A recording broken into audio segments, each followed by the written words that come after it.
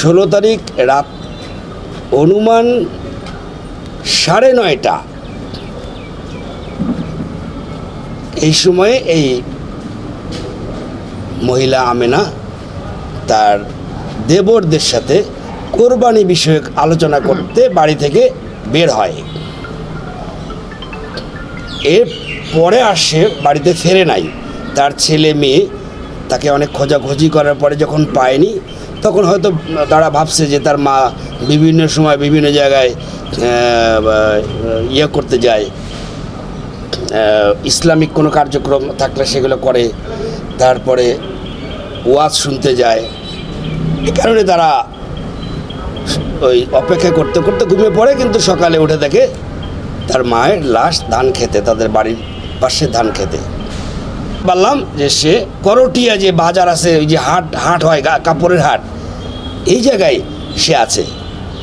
আমার officer total 6 জন officer চলে গেছে ওইদিকে মোটরসাইকেল নিয়ে। এরা সবসময় তাকে ফলো করে। এখন তারা ওই করটিয়া বাজারে থাকা অবস্থায় হঠাৎ করে এই আসামিটা মোবাইল ফোন বন্ধ করে দেয়। তখন তো আমরা বিপদে পড়ি।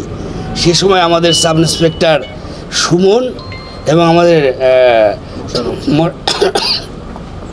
যে ড্রাইভার ছিল একটা রিপন, এই দুইজনের নজরে আসে এই আসামিটা। যেহেতু এই আসামির ছবি আমরা পেয়েছিলাম এনআইডি কার্ডের মাধ্যম দিয়ে, তখন এই সুমন, এই মোশারফ আর জাহাঙ্গীর, কাশেম, এদের তারপরে সাইদুর, এদের সবাইকে মিলে একে ধরতে সক্ষম হয়। এটা সম্ভবত 5:30 বিকেল 5:30 পরে, ওই 6টার আগে 5:30 পরে আর কি, এই টাইমে। যাই হোক, পরে ধরার পরে ওরা নিয়ে আসে। আনার পরে তার কাছ থেকে আমরা ডিসিস্টের পাই, নাকফুল পাই।